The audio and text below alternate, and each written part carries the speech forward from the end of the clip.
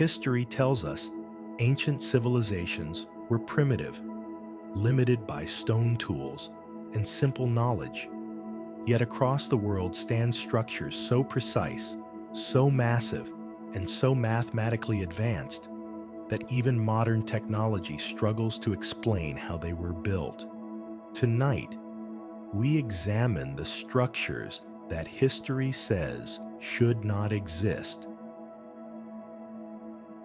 From perfectly aligned stone temples to monuments weighing thousands of tons, these structures were not built in isolation.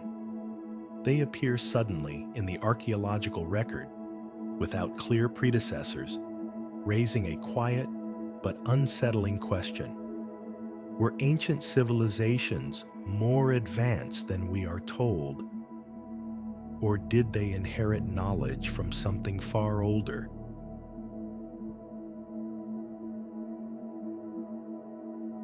The accepted story of human civilization is elegant in its simplicity. Around 12,000 years ago, as the last ice age retreated, our ancestors transitioned from nomadic hunters to settled farmers. Villages formed, then cities. Writing emerged in Mesopotamia around 5,000 years ago. Bronze tools replaced stone. Knowledge accumulated slowly, generation by generation. According to this timeline, the great civilizations that followed, Egypt, Sumer, the Indus Valley, built their monuments using copper tools, wooden sledges, and vast pools of human labor, rope and ramps, organization and time, nothing more. Historians point to experimental archaeology as proof. Modern researchers have demonstrated that with enough manpower and simple machines, massive stones can indeed be moved.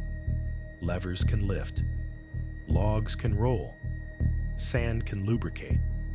The mathematics is sound, and for many structures, this explanation fits comfortably. Mud brick temples, wooden fortifications, stone walls mortared with clay. These match the technological capacity we attribute to early civilizations. The narrative is reasonable. It asks us to accept nothing extraordinary, just human ingenuity applied consistently over time. And for decades, this satisfied most questions, until we look closer. In the high mountains, where the air grows thin and the earth meets sky, there stand walls built from stones weighing 50, 80, sometimes over 100 tons. They are not stacked carelessly. They are not held by mortar or cement. They are fitted together with such precision that no gap exists between them. Not even a sheet of papyrus can slide into the joints. These are not simple rectangular blocks. Many are polygonal, shaped with dozens of angles, each face cut to match its neighbor perfectly. The complexity is staggering. To achieve this fit, the builders would need to understand the exact three-dimensional geometry of both stones before cutting either one. But there is no evidence of trial and error, no discarded blocks, no practice pieces showing gradual improvement. The precision appears fully formed, as if the knowledge existed complete from the beginning. Consider the cutting itself. Copper, the hardest metal available according to conventional chronology, measures 3.5 on the Mohs hardness scale. The stones in these walls? Granite and diorite. They measure 6 to 7. You cannot cut something harder with something softer. It is geologically impossible, yet the cuts are there, clean, sharp, showing no signs of the pecking and grinding that softer tools would require. Some surfaces are polished to a mirror finish. Others show drill holes perfectly round, perfectly smooth, driven deep into the hardest stone. The angles are equally troubling. Temple alignments match celestial coordinates to fractions of a degree. Corners form perfect right angles. Foundations remain level across hundreds of feet, despite being built on irregular terrain. This is not approximate. This is exact. And exactness requires measurement tools, leveling instruments, and mathematical understanding that historians say did not exist. Then there is the matter of weight. A 50-ton block is not simply heavy, it is incomprehensibly massive. Moving it requires overcoming friction, managing momentum, and preventing catastrophic failure. One mistake, and the stone shatters, or worse, crushes those beneath it. Yet these stones were not only moved, they were lifted, positioned precisely, fitted perfectly, at heights where a single error would mean death and the loss of months or years of work. There are no cranes, no steel cables, no hydraulic lifts. The conventional explanation offers ramps, earth ramps, long and gradual, requiring millions of cubic feet of fill. But where are they? Where is the evidence of their construction and removal? Where are the mathematical texts explaining how to calculate the ramp angle, the friction coefficients, the structural load? They do not exist. What exists are the stones. Silent, perfect, impossible, and they have stood for thousands of years. While lesser structures crumbled to dust, while earthquakes toppled buildings made of mortar and brick, these walls remained. They flexed during tremors, the stones shifting slightly, then settling back into place. They shed water. They resist erosion. They endure. This is engineering that accounts for deep time, for geological forces, for the slow violence of nature. This is not primitive. This is sophisticated in ways that make even our modern understanding seem incomplete. If one civilization achieved this level of precision, we might call it an anomaly, a unique flowering of genius in a specific time and place. But this precision appears everywhere. Across vast oceans, separated by thousands of miles and supposedly isolated for millennia, ancient cultures built structures using identical techniques, the same polygonal masonry, the same astronomical alignments, the same impossible precision. They oriented their most important buildings to the cardinal directions with exactitude that suggests advanced understanding of Earth's geometry. They built on sites that align with solstices, equinoxes, and specific stellar configurations. Not approximately, exactly. These are not simple sun-worshipping cultures, noticing where light falls. This is mathematical astronomy.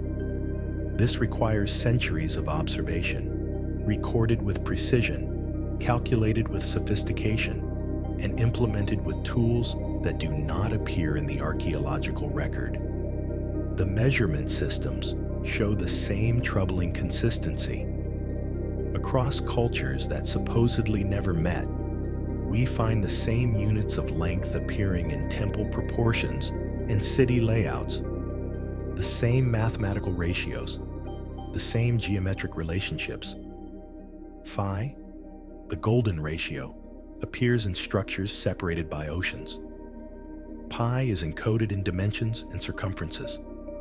The Pythagorean theorem is demonstrated in stone, built into right angles and proportional relationships, centuries before the Greeks supposedly discovered it. Consider the megalithic yard, a unit of measurement identified independently at sites across Western lands. Approximately 2.72 feet.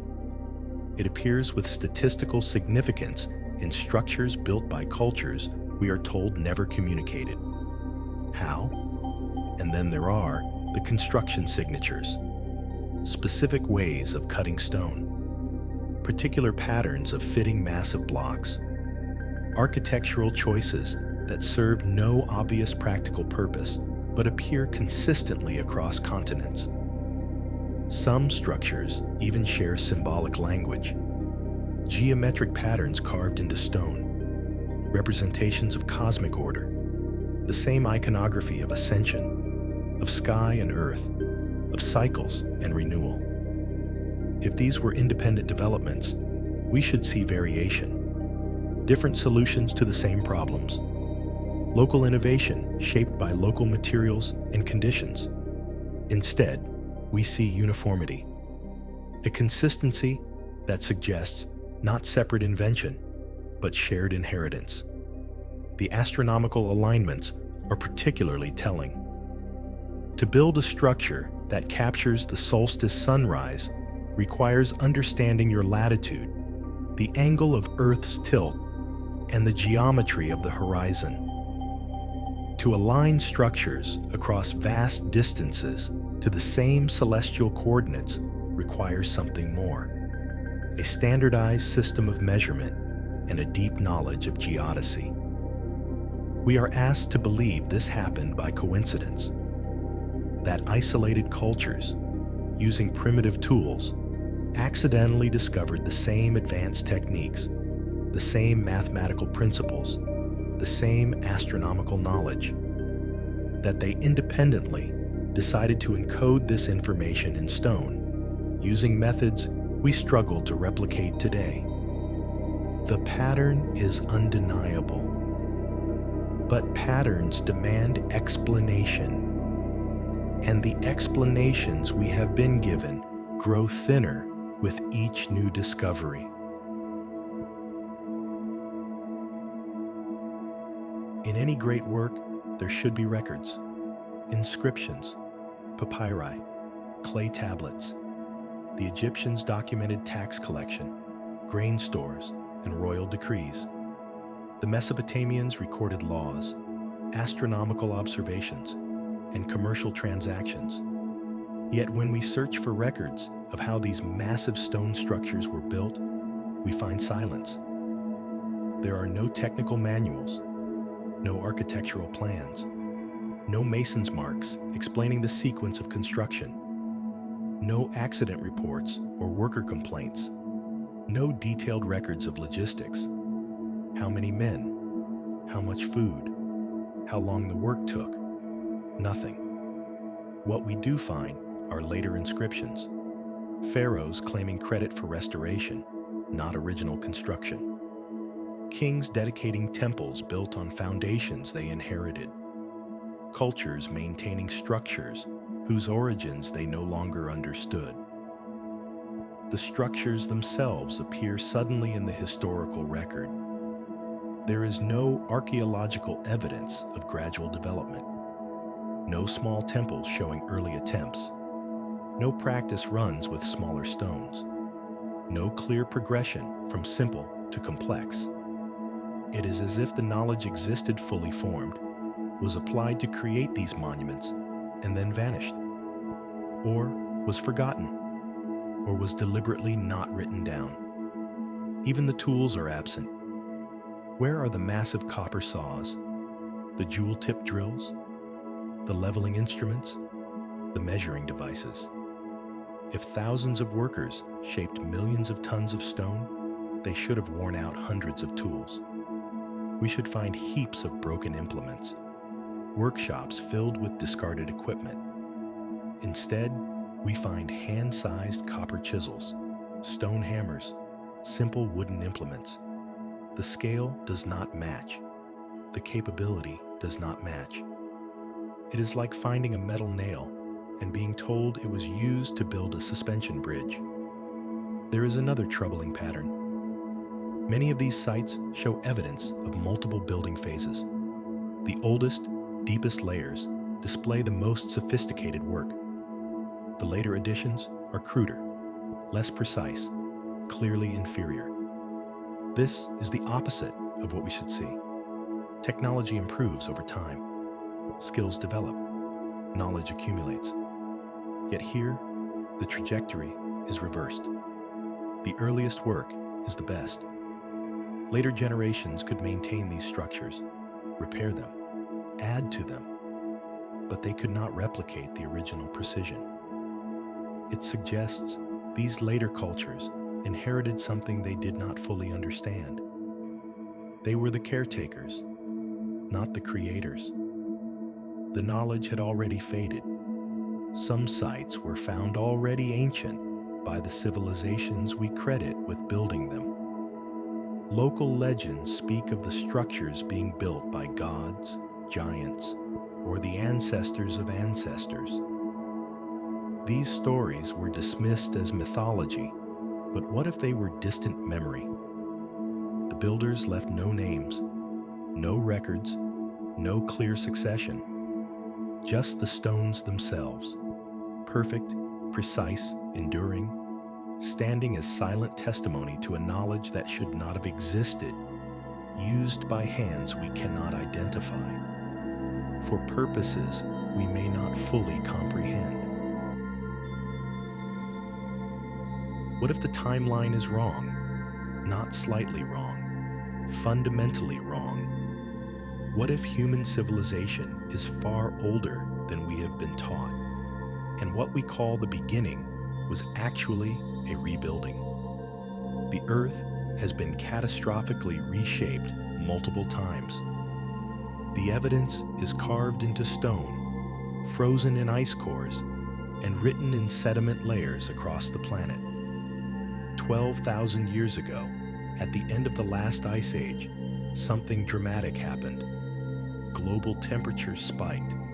Ice sheets a mile thick collapsed. Sea levels rose by more than 400 feet. Entire continents of coastal land, the most fertile, most habitable regions, were swallowed by the ocean. In some places, the water advanced miles inland in a single human lifetime. Cities, if they existed, would have been obliterated, records destroyed, knowledge lost. This was not a gradual change. Ice core data shows the warming happened in sudden pulses. Some researchers point to evidence of massive floods, firestorms, and impacts. A global catastrophe that would have nearly extinguished human civilization. And yet, within just a few thousand years after this cataclysm, we see the sudden appearance of sophisticated cultures.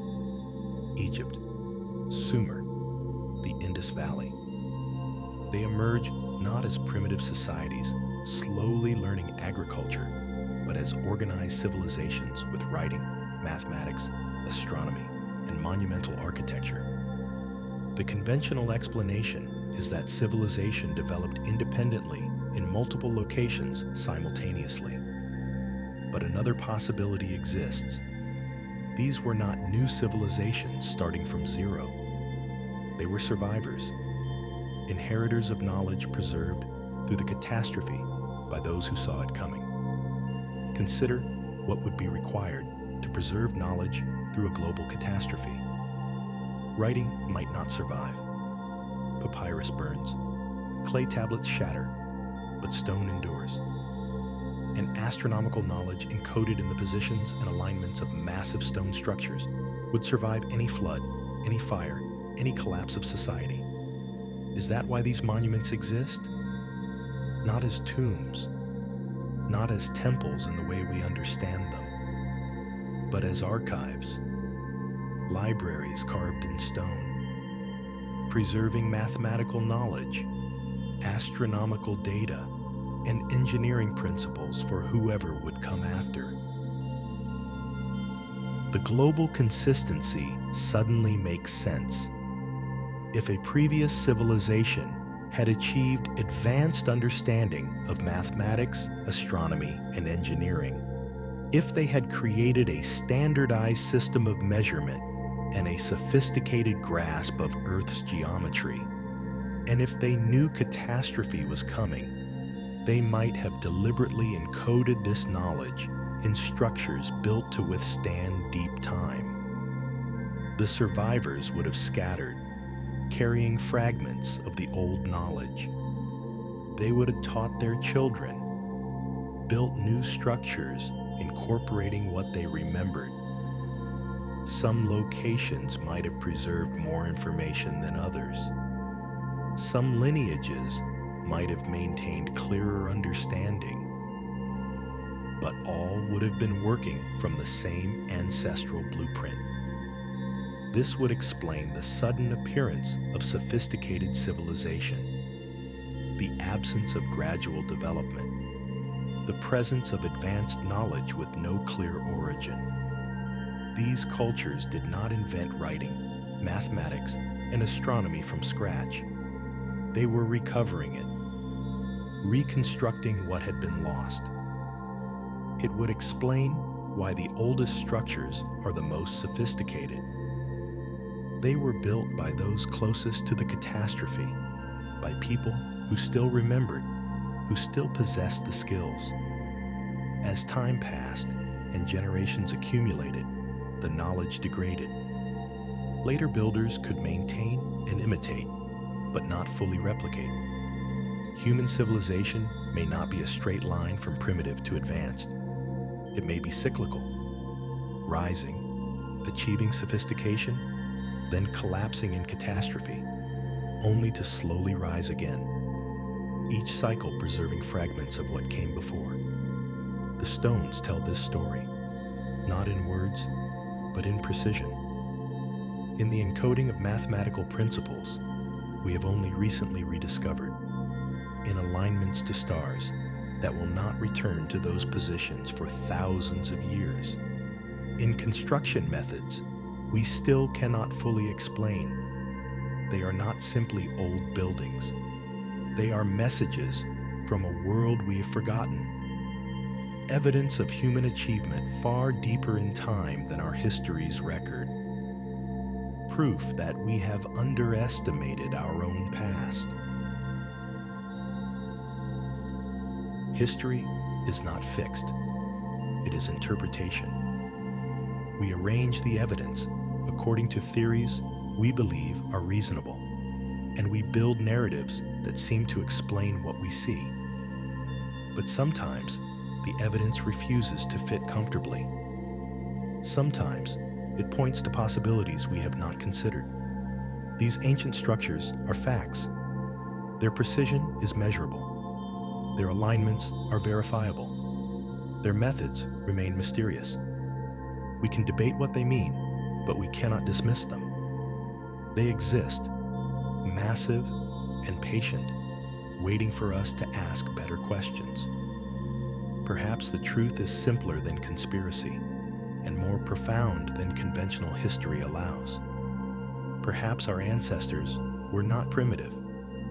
Perhaps they possessed knowledge that took different forms than ours, less dependent on written records, more integrated with the natural world, but no less sophisticated. Perhaps what we call the dawn of civilization was actually a second dawn, a rekindling of knowledge after darkness. And perhaps these stones were left not just as monuments to the builder's skill, but as gifts to their descendants, to us. Evidence that humanity has been here before, has achieved greatness before, and can do so again. We stand now in our own age of advanced technology, confident in our understanding, certain of our place in time. But these stones remind us of impermanence. Civilizations rise and fall. Knowledge is gained and lost. Nothing is guaranteed to endure. What we choose to preserve, what we choose to encode in forms that outlast us, determines what future generations will know of our time. The ancients chose stone. They chose precision. They chose astronomical alignment and mathematical perfection. They created things meant to survive catastrophe and speak across ages. We do not yet fully understand their message, but we are learning to listen. Each measurement refines our questions. Each discovery reveals how much we have yet to discover. The stones are patient. They have waited this long. They can wait longer. History is incomplete. It always has been. But incompleteness is not failure. It is an invitation to remain curious, to challenge assumptions, to accept that the past may be far stranger and more magnificent than we have imagined. These structures should not exist, but they do. And in their existence lies a mystery that may take generations to fully understand. Until then, they stand, monuments, not only to whoever built them, but to the enduring possibility that we have underestimated ourselves, underestimated our ancestors, and underestimated the long hidden story of humanity on Earth.